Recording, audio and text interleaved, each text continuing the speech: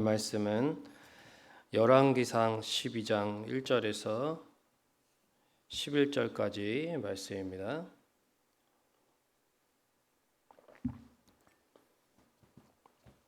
열왕기상 12장 1절에서 11절까지 말씀 교독하도록 하겠습니다. 르호보암이 세겜으로 갔으니 이는 온 이스라엘이 그를 왕으로 삼고자 하여 세겜에 이르렀음이더라.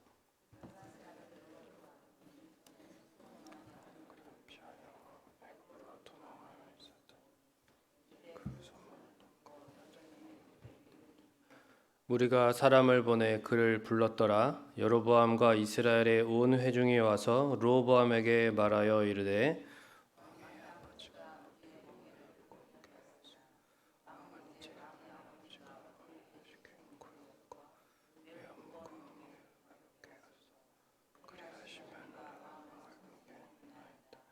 르호보암이 대답하되 갔다가 3일 후에 다시 내게로 오라 하매 백성이 가니라.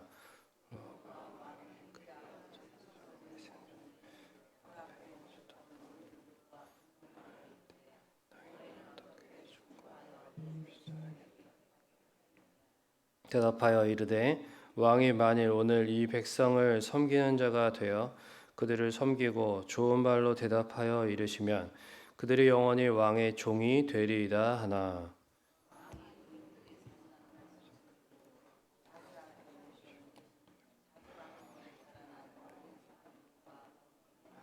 이르되 너희는 어떻게 자문하여 이 백성에게 대답하게 하겠느냐. 백성이 내게 말하기를 왕의 아버지가 우리에게 매운 멍에를 가볍게 하라 하느니라.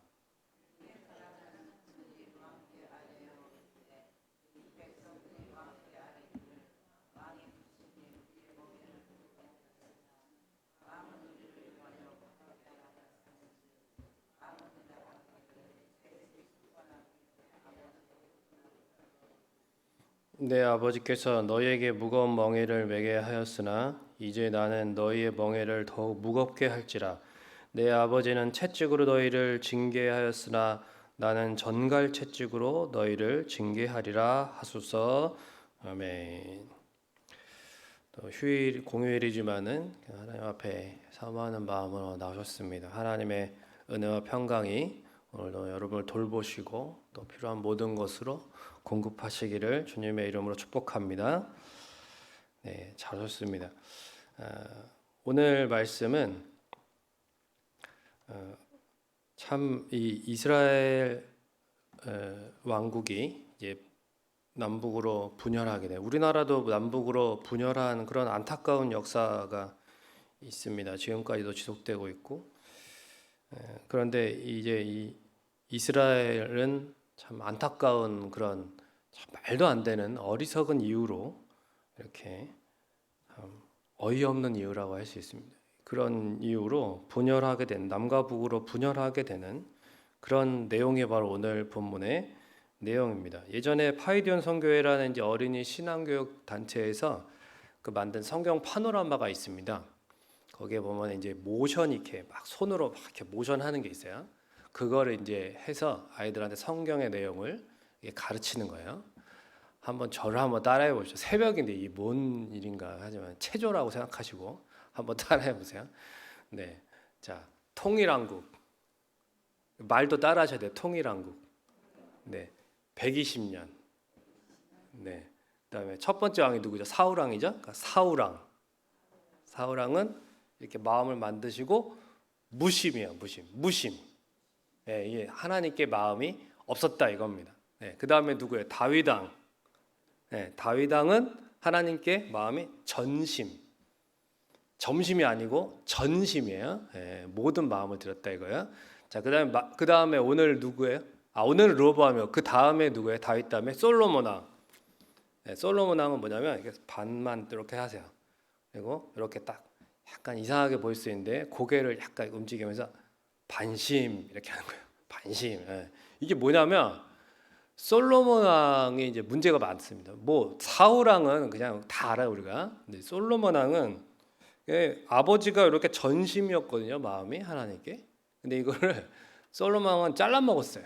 그래갖고 하나님한테 마음을 반만 드린 겁니다. 그리고 반은 누구한테 줬어요? 우상한테 준 거예요. 그러니까 이 솔로몬 왕의 이런 모습을 그 아들 르호보암이 배운 거예요. 또 그 엄마가 또 이방 사람 아닙니까? 르호보암이. 그러다 보니까 밀곰을 섬기는 이방 사람인데 오죽하겠어요? 그러니까 와서 제대로 신앙 배운 것도 아니고 아버지 솔로몬 왕이 이렇게 그런 반심으로 하나님께 마음을 반밖에 안 드리는 그런 모습으로 참 그걸 보고 배웠다는 것입니다. 솔로몬 시대에 수많은 우상 신전들을 건축을 많이 했는데 그 건축을 어떻게 했냐면 이스라엘 북쪽에 그 거주하는 이제 이 북쪽에는 10개 지파가 있고 남쪽에 유다 지파가 있는데 북쪽이 10개 지파가 밑에 있는 유다 지파를 먹여 살리는 구조예요. 이 이스라엘은. 그러니까 참 좋지 않죠. 그런데 어쨌든 하나님이 이 유다 지파에서 왕들이 나오게 하기 때문에 다윗 이후로는 그러니까 이제 다윗 때 제일 강성해졌고 그 다음에 이제 솔로몬 이어봤을 때에도 그 통치 체제를 더 강력하게 해서 북쪽의 10지파가 남쪽 유다 지파를 지탱하고 그리고 모든 노역과 건축과 이런 일들을 이 10지파에서 감당하는 것입니다. 그러니까 이제 불만이 쌓일까 안 쌓일까요? 불만이 점점 쌓이는 거예요. 그런데 이제 겉으로 이렇게 안 나왔어요. 왜냐하면 통치 체제가 강력했기 때문에 솔로몬 때까지는. 그런데 이제 문제는 뭐냐면 왕이 새로 바뀌고 통치 체제의 변화가 일어나고 이제 조금 약해질 때, 그때 르호보암이 이제 왕으로 딱 세워지는 요 시기입니다. 오늘 본문에. 그래서 그동안은 또한 하나님께서 그 선왕 다윗으로 해서 아주 하나님 앞에 올바른 다윗왕을 보아서 솔로몬에게 은혜를 베풀었기 때문에 솔로몬 때까지는 이 통치 체제가 유지가 잘 됐는데 그런데 이제 르호보암은 하나님을 경외하지 않는 모습으로 시작됩니다. 그러니까 이제 문제가 이렇게 우후죽순 일어나는 것이죠. 솔로몬은 자신의 삶과 나라 가운데 함께 하시는 하나님을 점점 그 은혜를 망각해서 그렇게 이방신을 섬기게 된 것입니다. 열왕기상 11장 9절에 보면은 솔로몬이 마음을 돌려서 이스라엘의 하나님 여호와를 떠났다 이렇게 기록하고 있습니다. 그리고 이제 이어서 하나님이 솔로몬에게 이렇게 말씀하셨어요. 너가 내 언약과 명령한 이 법도를 지키지 않았다. 그러니까 내가 반드시 이 나라를 빼앗아 가지고 너의 신하에게 줄 것이다.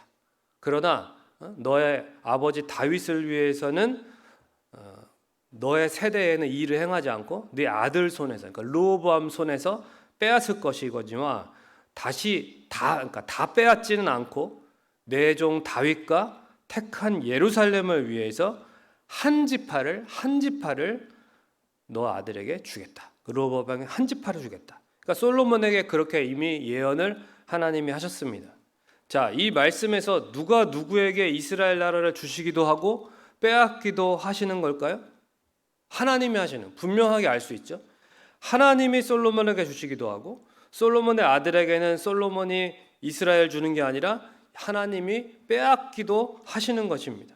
즉 내가 너에게 준 나라를 왜 이 지경으로 만들었느냐, 이렇게 하나님이 솔로몬에게 책망하시는 것이고 동시에 그럼에도 불구하고 너 아들은 왕이 되게 할 것이지만 10지파를 잃게 될 것이다.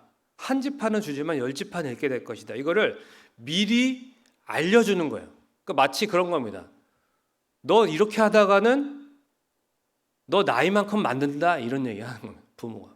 그렇죠? 너 이거 안 고치면 다음에 너 또 이거 또 이렇게 하면 어떻게 해요? 나이만큼 맞는다. 나이만큼 맞는 게 제일 무서운 거잖아요. 아이들한테는. 이제 지금 사랑하니까 이렇게 말씀하시는 거예요. 미리 알려주시는 거예요. 경고하시는 거예요. 경고는 고치라는 뜻이죠. 이렇게 하나님이 솔로몬에게 하신 말씀 후에 르호보암도 이거를 알았을까요? 몰랐을까요? 당연히 전해 듣게 됩니다. 뭐 솔로몬을 통해서 들었든지 아니면 이런 역사를, 이 왕에게 일어나는 일을 그 기록하는 사관이 있어요. 다 적습니다. 그러니까 역대사하도 있잖아요. 역대기사. 그거를 다 기록을 해서 보는 거예요. 이 내용이요, 오늘 본문의 내용이 역대기에도 나와 있어요.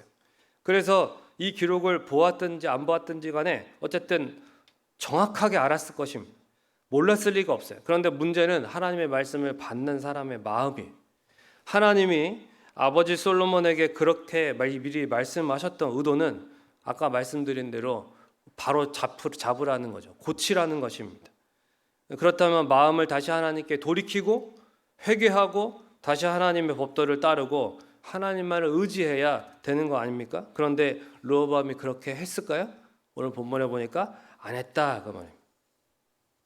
백성들이 지난 40년간 너무 많은 건축을 해가지고 불만 폭발 일보 직전인 거예요. 예. 백성들이 의견을 모아가지고 내면은 그럴 만한가 잘 듣고서 저렇게 모여 있는데 그런 얘기를 했다 그러면 이게 전체 의견 아닙니까? 그러면은 그거를 잘 좀 들어보고 어떻게 고민을 해봐야 될 거 아니에요. 고민은 해요. 그런데 르호보암은 문제가 뭐냐면 이거를 어떻게 받아들이냐, 자신의 왕권을 위협하는 어떤 반역의 세력으로 대하는 거잖아요. 그러니까 어떻게 하는 거야? 강압적으로 겁을 주는 거 아닙니까? 나는 전갈채찍으로 너희를, 내 새끼손가락은 우리 아버지 허리보다 굵다. 그게 무슨 말도 안 되는 소리입니까? 그거는 완전히 허풍 떠는 것이고 허세 떠는 것이고 그리고 겁을 주는 겁니다. 겁박하는 거예요. 너희들 이런 식으로 까불면 앞으로 국물도 없다. 완전히 내가 너희들을 더 고통스럽게 할 것이니까 까불지 말고 지금이 행복한 줄 알고 감사하면서 살아라. 이런 겁을 주는 거 아닙니까? 왕이 이게 할 소리냐 이거죠. 잘못된 지금 소리를 하고 있는 것입니다. 만일 7절에 연로한 신하들의 의견을 그럼 들었으면은 좋은 결과를 얻었을까요? 이것도 참 생각해 볼 필요가 있어요. 보통 이제 이 본문을 가지고 어떤 인생의 경륜이 중요하다. 그런 것을 잘 들어야 지혜를 얻는 것이다. 이렇게 이제 적용하는 경우가 있는데 그것도 아닙니다. 잘 보셔야 돼요, 말씀을. 그래서 7절의 마지막을 보면 무슨 말이 있냐? 그들이 영원한 왕의 종이 되리이다 그랬습니다. 이게 무슨 말이냐면 이 사람들은 솔로몬 밑에서 닳고 다른 사람들이에요. 그러니까 그만큼 사람의 심리를 잘 압니다. 처음에 잘 해줘야 그 사람들이 우리 말을 듣습니다 이 얘기예요. 그러니까 이거는 왕이 나중에 백성들을 지금처럼 계속 종처럼 잘 부려먹으려면 지금은 좀 들어줘요. 지금은 좀 그렇게 받아주는 척 해야 나중에 백성들이 왕의 말을 잘 듣는 종이 될 것입니다. 이거 하나님의 뜻일까요? 아닐까요? 하나님의 뜻이 아닙니다. 여러분, 이스라엘 백성은 하나님의 백성이지 왕의 종이 아니에요. 하나님께서 이스라엘 백성들에게 그런 얘기 하셨어요. 너희가 사람 왕을 인간 왕을 달라고 그러는데 인간 왕을 주면 너희한테 무슨 일이 생길 거냐면 인간 왕들이 너희를 종 삼을 거다. 너희 그거 좋겠냐? 그래도 인간 왕 달라고 했습니다. 우리도 이웃나라처럼 인간 왕 달라고 그랬어요. 그래가지고 달라고 한 겁니다. 그렇게 해서 받은 왕이에요. 그런데 그 왕이 계속 어떻게 했습니까? 솔로몬이 변질을 내더니 백성들을 종처럼 부려서 그 수많은 일들을 시킨 겁니다. 그러니까 지금 계속 종 노릇하게 생겼어요. 앞으로도 종 노릇 시키려면 너희는 이스라엘 백성들은 하나님의 백성의 정체성을 잃어버리고 왕의 종이 되는 정체성으로 살아가야 되는 겁니다. 지금 이 솔로몬 시대에 있었던 그 연로한 신하들도 하는 말은 하나님께 백성들을 돌이켜야 됩니다라는 뜻이 아니에요. 이 말은 왕의 종을 계속 삼으려면 왕이여 지금 잘하십시오라는 뜻입니다. 물론 요거는 하나님께 돌이키지도 않는 것이고 그렇다고 왕의 마음에도 들지도 않는 말이었습니다. 르호보암은 그것도 싫었던 거예요. 잠깐도 들어주기 싫었던 것입니다. 그냥 내 종들이지 백성들이 어디 까불어 그러면서 지금 3일 동안 이 자기의 이 화난 마음을 어떻게든 달래줄 그 신하들의 대답을 기다리고 있었는데 이 연로한 신하들의 대답은 마음에 안 드는 것입니다.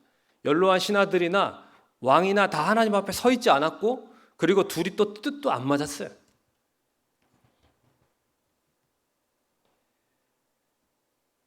그러니까 오늘 본문에는 무슨 말이냐면 누구의 말이든지 젊은 신하들이든지 연로한 신하들의 말이든지 간에 어느 쪽을 들었든 결과는 똑같이 이스라엘의 분열로 갔을 것이라는 뜻입니다.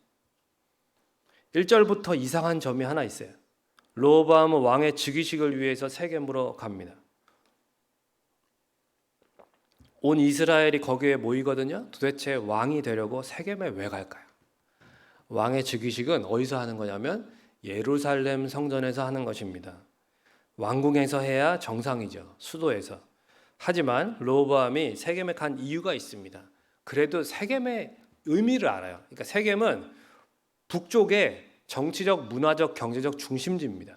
그러니까 이 역사적으로 아주 중요한 백성의 하나로 뭉치는 중요한 도시였습니다. 이 세겜 지역이. 그러니까 여기에서 왕이 되면 더 뭔가 북쪽 지파들도 다 마음이 하나가 되면서 이렇게 아름다운 그림이 나오겠구나 기대한 거예요. 그래서 세겜의 영적인 의미는 모르고 간 겁니다. 근데 세겜은 더 중요한 영적인 의미가 있어요. 여호수아 24장에 보면 여호수아가 가나안 정복을 마치고 죽기 전에 모든 백성을 모아서 하나님과 언약을 세웁니다. 그리고 요셉의 뼈를 장사한 곳이 세겜이에요. 여기가 참 중요합니다. 세겜은 그러니까 뭐냐면 하나님과 언약식을 한 그런 장소라는 뜻입니다. 백성들도 그러한 역사의 장소인 세겜으로 몰려들 수밖에 없었고 이렇게 모인 기회에 4절과 같이 백성들이 물었습니다.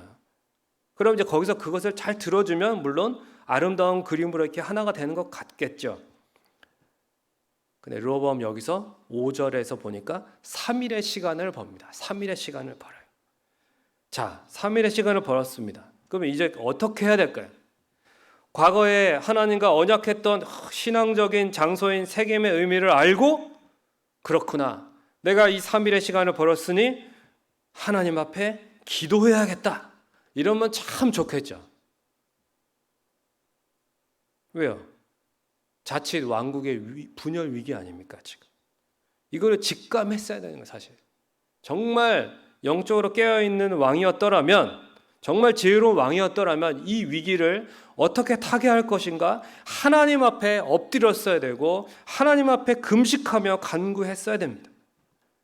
이 나라와 백성, 제 인생의 주권자이신 하나님, 하나님이 진정한 왕이십니다. 비록 제 아버지는 당신의 법도와 언약을 떠났지만 저는 당신의 언약과 법도를 다시 붙들기 원합니다. 택하신 우리를 긍휼히 여기시옵소서. 이 백성의 마음을 위로하시고 바르게 이끌 수 있는 그런 지혜를 저에게 주옵소서. 그 지혜가 뭐예요? 듣는 마음이죠. 따라하겠습니다. 듣는 마음. 듣는 마음은 두 가지. 하나님께 듣는 마음, 그리고 백성에게 듣는 마음, 사람에게 듣는 마음. 같이 가는 것입니다. 하나님께 들으면 백성에게도 귀를 기울이게 돼 있고, 백성에게 귀를 기울이는 사람이 하나님께 듣지 않을 리가 없는 거예요.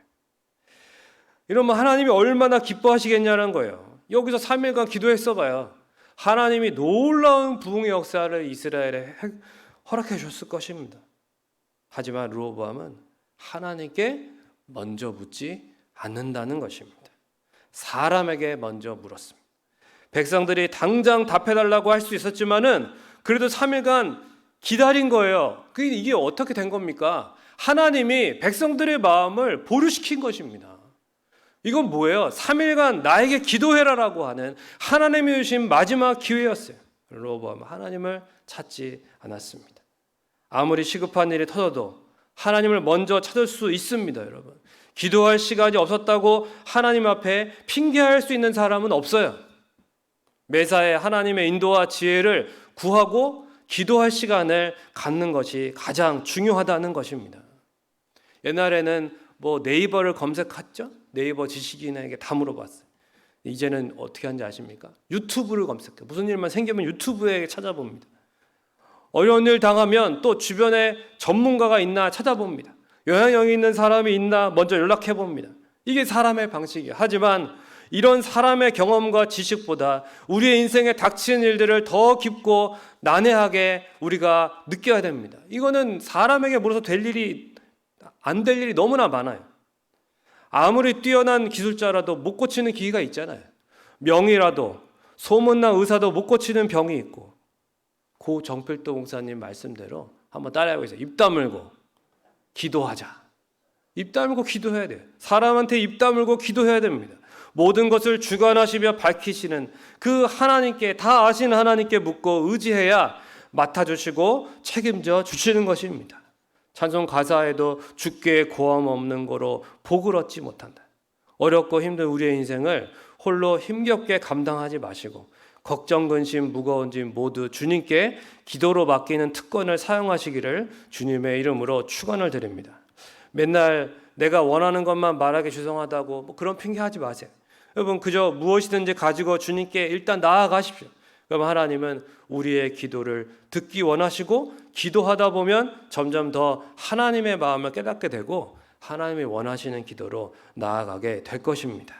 집을 나서기 전에 기도하고 매사에 먼저 하나님만 의지하고 기도함으로써 바르게 결정하시고 온전한 해결받는 특권을 누리시기를 주님의 이름으로 간절히 축원을 드립니다. 말씀을 맺으면서 사람들이 많이 쓰는 말 중에 답정너라는 말이 있어요. 답정너. 뭔지 아시죠? 답은 정해져 있고 너만 그 답을 하면 돼, 이거예요. 답은 나에게 있으니까 너만 내가 듣고 싶은 답을 하면 돼. 이 말의 줄임말이래요.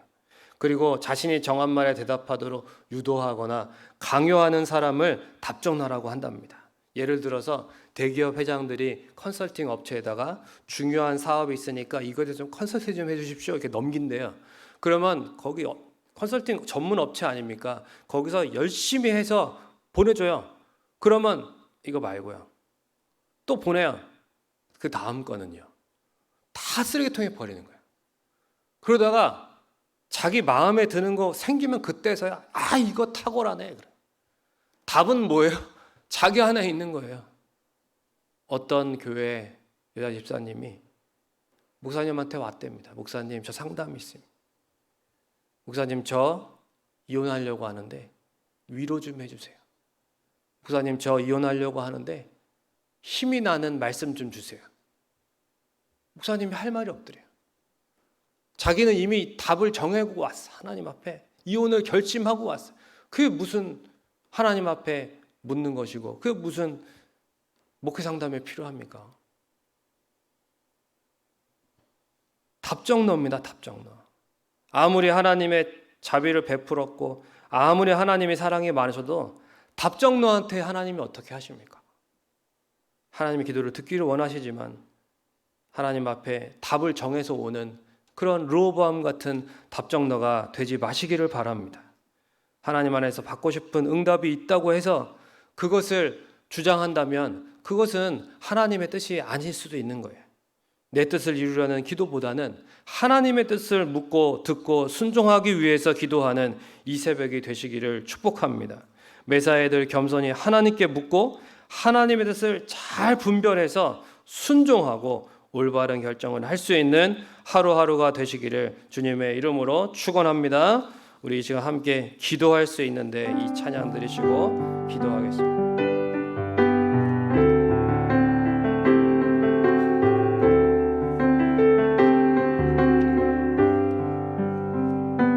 기도하면서